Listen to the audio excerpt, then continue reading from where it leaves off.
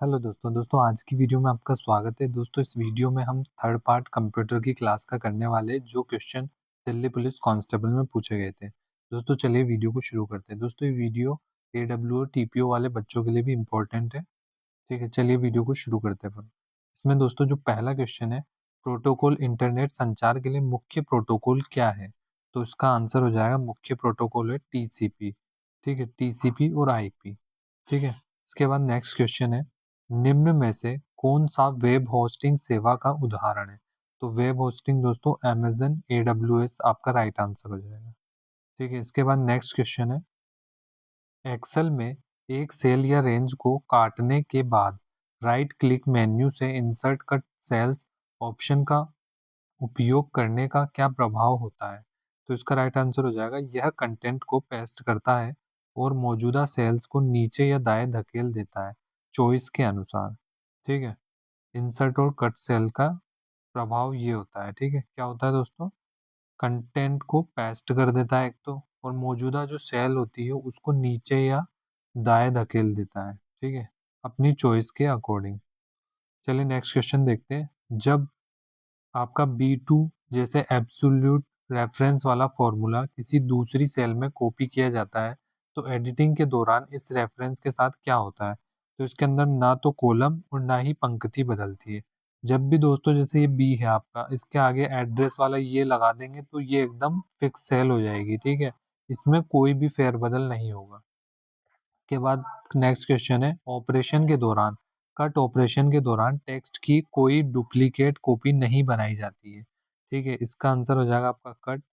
इसके बाद next question है, फिशिंग ईमेल का प्राथमिक लक्ष्य क्या है? जो फिशिंग ईमेल होती है, ये प्राप्तकर्ता को संवेदनशील व्यक्तिगत और वित्तीय जानकारी बताने के लिए धोखा देना। ठीक है, ये आपके धोखा देने से रिलेटेड होती है फिशिंग ईमेल। इसके बाद नेक्स्ट क्वेश्चन है, टिप्पणी डालने के लिए कौन सी शॉर्टकट कुंजी की दबाई जाती है? तो आपका शिफ्ट F12 दबाया जाता है। ठीक है, इसके बाद बात करें, कौन सा टूल आपके वर्ड दस्तावेज में फॉर्मेटिंग में असंगतताओं की पहचान करने में मदद करता है? तो आपका स्टाइल इंस्पेक्टर।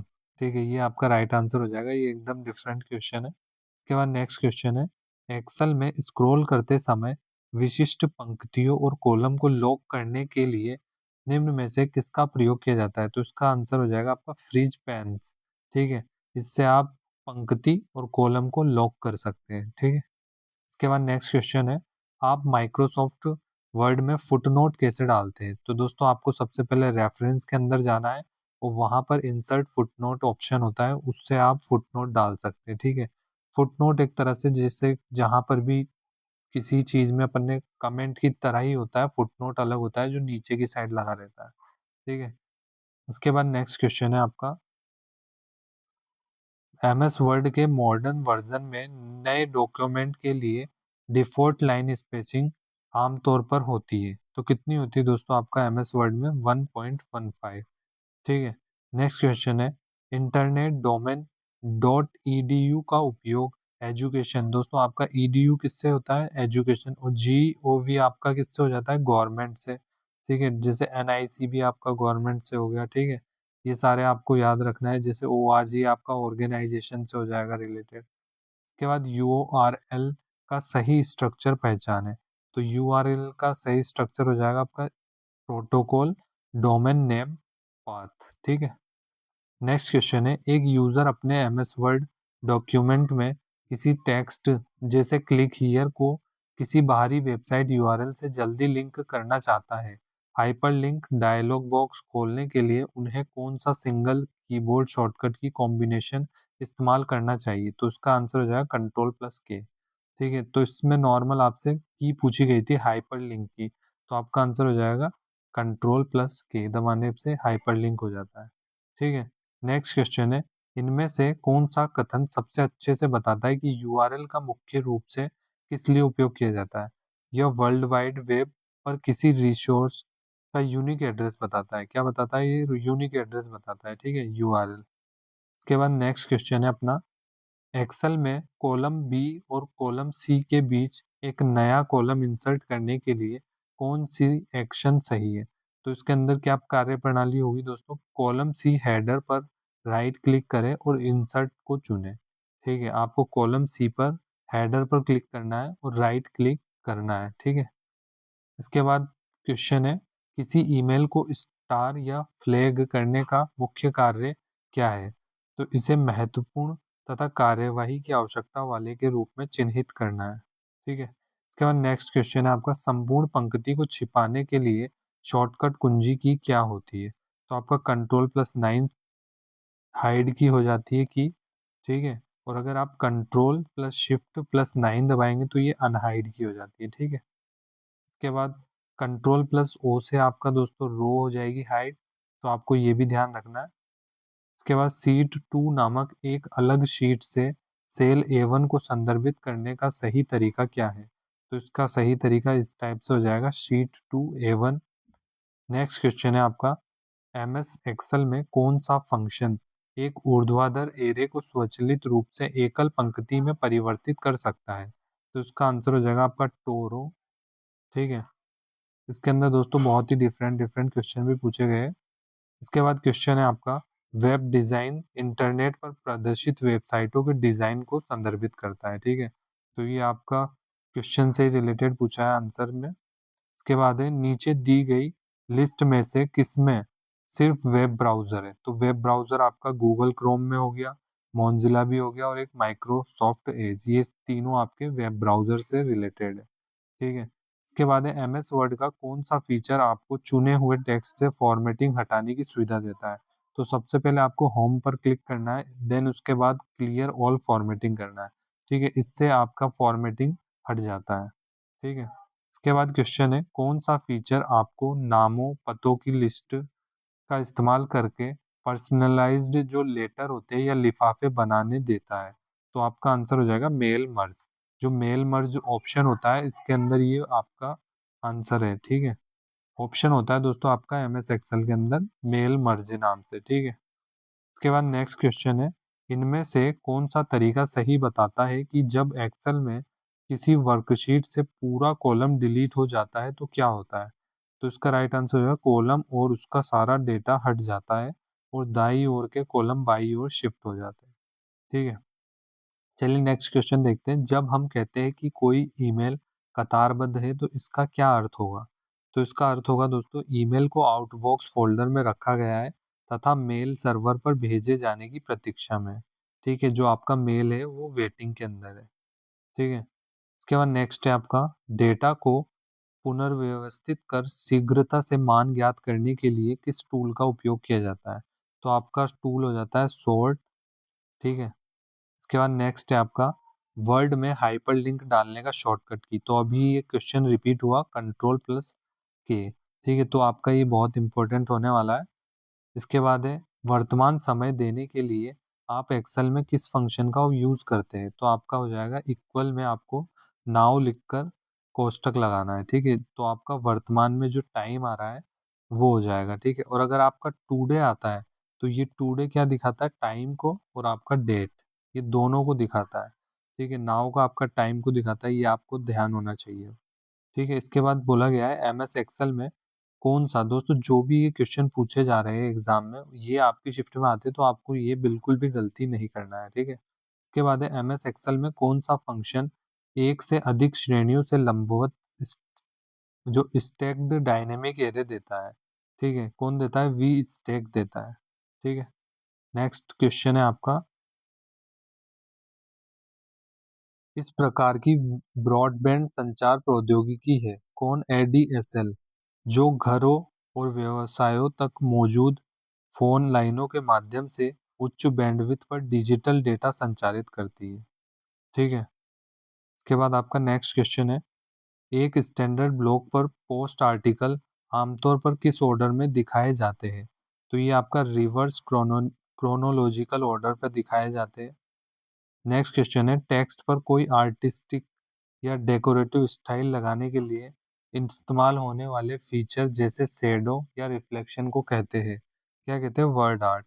ये सब का सब किस में होता है दोस्तों? आपका वर्ड आर्ट के अंदर हो जाता है। ठीक है, नेक्स्ट क्वेश्चन है आपका, कौन सा कथन ब्लॉग के नेचर और मकसद को सबसे अच्छे से बताता है? तो ये आपका ब्लॉग एक पर्सनल कॉरपोरेट वेबसाइट होती है जिसे आमतौर पर कोई व्यक्ति मेंटेन करता है, ठीक है, जिसमें रेगुलर कमेंट्री, इवेंट्स की जानकारी या दूसरी चीज़ें पोस्ट होती है।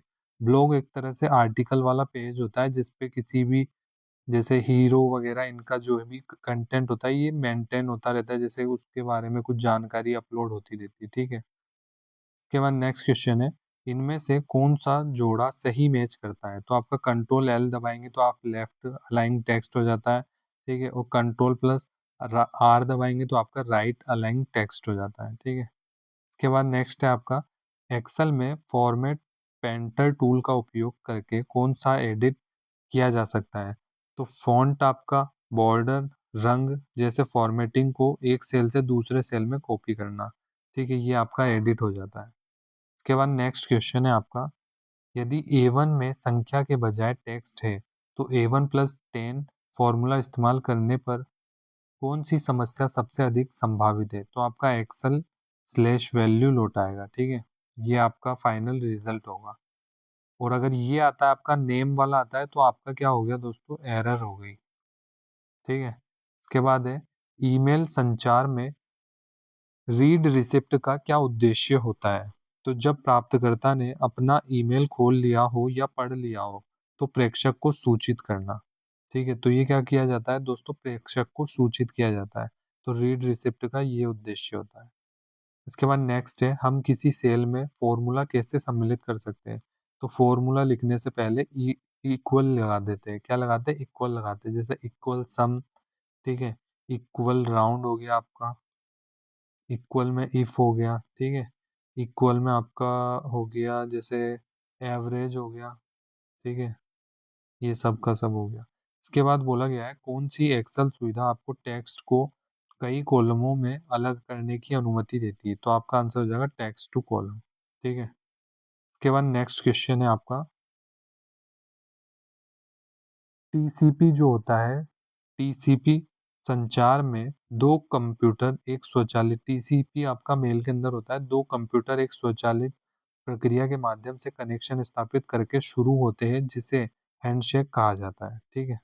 इसके बाद नेक्स्ट है आपका, वर्ड में नॉर्मल टेक्स्ट और सेव किए गए बिल्डिंग ब्लॉक में क्या अंतर है? तो आपको एक अंतर बताना है, इसका आंसर हो जाएगा आपका, दोबारा इस्तेमाल होने वाला ब्लॉक फॉर्मेटिंग को दोबारा इस्तेमाल के लिए रखता है, ठीक है, जैसे टेक्स्ट, ग्राफिक, टेबल, इनको दोबारा यूज कर सकता है, इसके लिए रखता है, ठीक है। नेक्स्ट है आपका, आप जो मैसेज लिख रहे हैं लेकिन अभी भेजने के लिए तैयार नहीं है, उसे टेम्पररी तौर पर सेव करने के लिए, तो ये आपका ड्राफ्ट में होता है। जैसे आपने कोई भी रील बनाई, उसको अभी पोस्ट नहीं किया और आपने उसको काय में रख दिया, ड्राफ्ट के अंदर, तो सेम वही रोल मैसेज के अंदर होता है, ठीक है। स्प्रेडशीट एडिट करते समय कौन सी कीबोर्ड शॉर्टकट सेल्स को उनकी ओरिजिनल लोकेशन से हटाए बिना क्लिपबोर्ड पर कॉपी करते हैं? तो कंट्रोल प्लस सी से आपका कॉपी होता है, कंट्रोल प्लस वी से आपका पेस्ट होता है, कंट्रोल प्लस एक्स से आपका क्या हो जाता है, कट हो जाता है। ये 4-5 की आपको एकदम याद होनी चाहिए। इसके बाद है, एमएस वर्ड में परिवर्तनों को हटाने के लिए अंडू बटन तब अंडू बटन पर तब तक क्लिक करते रहे जब तक आप अपने दस्तावेज के मूल रूप तक नहीं पहुंच जाते। तो ये आपका अंडू बटन हो जाता है, ठीक है। अंडू में दोस्तों आपका क्या होता है, जैसे अपन ने, जैसे अब मैंने यहाँ स्क्रीन पे पेन चलाया, अब मैं अंडू कर दूंगा तो ये पेन हट जाएगा, ठीक है, तो ये आपका अंडू होता है। और अगर मैं रीडू, जो रीडू होता है, रीडू में जैसे अब ये पेन मैंने पहले अंडू कर दिया, अब इस लाइन को वापस लाना है तो अपन रीडू कर देंगे, ठीक है। ये दो चीज आपको याद होनी चाहिए। इसके बाद इसकी जो की होती है दोस्तों, कंट्रोल प्लस वाई होती है एक की, और एक की होती है कंट्रोल प्लस जेड, ठीक है। देन इसके बाद क्वेश्चन है, ईमेल संचार में रीड रिसिप्ट के बाद संबंध में निम्न में से कौन सा विकल्प सही है? तो प्राप्तकर्ताओं के पास हमेशा रीड रिसिप्ट भेजने से इनकार करने का विकल्प होता है। ये 2 बार क्वेश्चन पूछा गया है रीड रिसिप्ट के बारे में। जो प्राप्तकर्ताओं के पास हमेशा रीड रिसिप्ट भेजने से इनकार करने का विकल्प होता है, उनके पास भेजने का एक विकल्प होता है कि मना करने का, ठीक है। इसके बाद बोला गया है, किसी सक्रिय सेल के निचले दाएं कोने में स्थित छोटे काले वर्ग द्वारा क्या दर्शाया जाता है जिसे हम अगले सेल को भरने के लिए खींच सकते हैं? तो ये आपका फिल हैंडल होता है। जैसे ये आपका छोटा सा सेल है। अब इसके यहाँ एक प्लस जैसा आइकन बना होता है, इसको आप खींचोगे यहाँ पर तो आपका क्या हो जाएगा, फिल हैंडल हो जाएगा। ठीक है, जैसे आपने यहाँ 2 लिख दिया, अब 2 को आपको पूरा नीचे इन वाले सेल में लाना है। ठीक है, तो अब आप इसको यहाँ से पकड़ के खींचोगे तो आपका 2 पूरे सेलों में आ जाएगा। इसके बाद क्वेश्चन है, कौन सा प्रारूप वर्ड दस्तावेज लेआउट को सुरक्षित रखता है और साझा करने के लिए सर्वोत्तम है? तो आपका आंसर हो जाएगा डॉट पीडीएफ। ठीक है, ये आपका डॉक्स आपका डॉक्यूमेंट से रिलेटेड है और ये टैक्स वाला टैक्स से रिलेटेड है। ठीक है, इसके बाद क्वेश्चन है, एक्सेल सेल में डेटा का डिफॉल्ट संरेखण क्या है? तो लेफ्ट और फॉर टेक्स्ट, ठीक है, राइट फॉर नंबर। ठीक है, इसके बाद नेक्स्ट क्वेश्चन है, एक सेल में ये फॉर्मूला है बी एड्रेस बार 2 + C3। ठीक है, अगर इस फॉर्मूले को सेल A1 से D4 में कॉपी किया जाता है तो D4 में फॉर्मूला क्या होगा? तो उसका राइट आंसर हो जाएगा E2C6। ठीक है, और दोस्तों जब भी किसी भी नंबर के आगे ये लग जाता है तो वो सेल क्या हो जाती है, फिक्स हो जाती है, मतलब उसमें बदलाव नहीं होगा। ठीक है, ये सभी को ध्यान होना चाहिए अब। ठीक है, के बाद क्वेश्चन है, वह संगठन है जो वेब प्रौद्योगिकी के विकास की देखरेख करता है। तो कौन करता है? World wide web. ठीक है, के बाद नेक्स्ट है, HTTP के बाद कोलन और 2 फॉरवर्ड स्लैश आता है। ठीक है, ये सभी को पता होना चाहिए। जैसे जो HTTP ये होता है तो इसके बाद क्या होगा, सबसे पहले कोलन और फिर 2 स्लैश, इस तरह से। ठीक है, इसकी लोकेशन आपको पता होनी चाहिए। इसके बाद है, होम टैब पर स्टाइलस ग्रुप का मुख्य काम क्या होता है? तो उसका काम होता है आपका हेडिंग और बॉडी टेक्स्ट पर प्रोफेशनल फॉर्मेटिंग के सेट को जल्दी से लागू करना, जैसे फॉन्ट साइज और स्पेसिंग इनमें लागू करना। ठीक है, नेक्स्ट क्वेश्चन है, इनमें से कौन सा वर्ड में कैरेक्टर लेवल फॉर्मेटिंग ऑप्शन है? तो ये आपका कैरेक्टर किस में पाया जाएगा? फॉन्ट के साइज के अंदर। ठीक है, ये सभी को पता होना चाहिए। नेक्स्ट क्वेश्चन है, वीडियो कॉन्फ्रेंसिंग और चैट की फंक्शनैबिलिटी के बारे में कौन सा स्टेटमेंट सबसे राइट है? तो आपको बताना है इसका, दोनों service real time synchronous communication को मुमकिन बनाती है।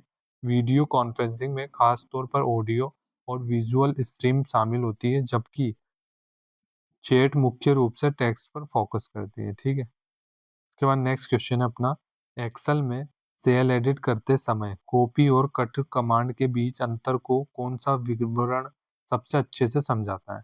तो आपका कॉपी डेटा की प्रतिलिपि बनाता है। कॉपी क्या करता है, जैसे कोई भी ये वाला पीडीएफ है, इसकी कॉपी बनाने की बात करें तो हम कॉपी क्या करेगा, डेटा की एक प्रतिलिपि बनाएगा। ठीक है, और मूल को अपरिवर्तित छोड़ देता है, जबकि कट डेटा को मूव करता है, मूल को साफ कर देता है। मतलब आपने किसी भी फाइल कंप्यूटर में कॉपी करेंगे अपन, तो वो फाइल कॉपी करेंगे तो अपन वो फाइल वहां भी रहेगी जहां से अपन ने कॉपी किया है, और जो कट होता है वो फाइल वहां से गायब हो जाती है। ठीक है, नेक्स्ट क्वेश्चन है अपना, निम्नलिखित में कौन सा फॉर्मूला A2 से A6 में कुल अंकों को सही गणना करता है? तो आपका राइट आंसर ये हो जाएगा, इक्वल में सम A2/A6 + 5। ठीक है, इसके बाद नेक्स्ट क्वेश्चन है, बटन का ऑप्शन ऑपरेशन हमेशा कॉपी या कट ऑपरेशन के बाद होता है, तो पेस्ट। ठीक है, पेस्ट हमेशा कॉपी के बाद क्या होगा, कॉपी के बाद अगला स्टेप क्या होता है, पेस्ट। वही रोल है कट का, कट के बाद क्या होगा अगला स्टेप, तो वो होगा आपका पेस्ट। ठीक है, उसके बाद है, एक्सेल सीट में F11 का कार्य क्या होता है? तो F11 क्या करता है, आपका चयनित सेल से चार्ट बनाने के लिए उपयोग किया जाता है, और F11 से आपके फुल स्क्रीन की विंडो भी होती है, ये भी आपको ध्यान रखना है। ठीक है, नेक्स्ट है आपका, काउंट इफ A1 से A10 एप्पल फंक्शन का उपयोग किस लिए किया जाता है? तो एप्पल जैसे ये इसलिए किया जाता है, जैसे कोई भी ये सेल है, बहुत सारी सेल, अब इसमें लिखा हुआ है बहुत सारी सेलों में एप्पल लिखा हुआ है, तो एप्पल कितनी सेलों में लिखा है, ये तो मैंने 6 सेल बना दी यहाँ पर। अब मान लो 1000 सेल है, 1000 सेल में एप्पल ढूंढना है अपन को, कितनी सेलों में लिखा है, तो अपन को ये लगाना है। ठीक है, नेक्स्ट है आपका दोस्तों आज, ठीक है दोस्तों, आज की वीडियो बस इतना ही, यहीं पे ख़त्म करते हैं। नेक्स्ट वीडियो में दोस्तों हम आपको पूरा कंप्यूटर ख़त्म करवा देंगे। ठीक है दोस्तों, आपको वीडियो अच्छी लगती है दोस्तों, आप वीडियो को एक लाइक कर देना और दोस्तों चैनल को सब्सक्राइब कर लेना। ठीक है, और मैथ्स की दोस्तों मैंने आपको पूरा सॉल्यूशन करवा दिए है, 18 की पहली शिफ्ट और दूसरी शिफ्ट आपकी ओवर हो चुकी है। ठीक है, अब तीसरी शिफ्ट का हम आपको कल करवा देंगे, ठीक है?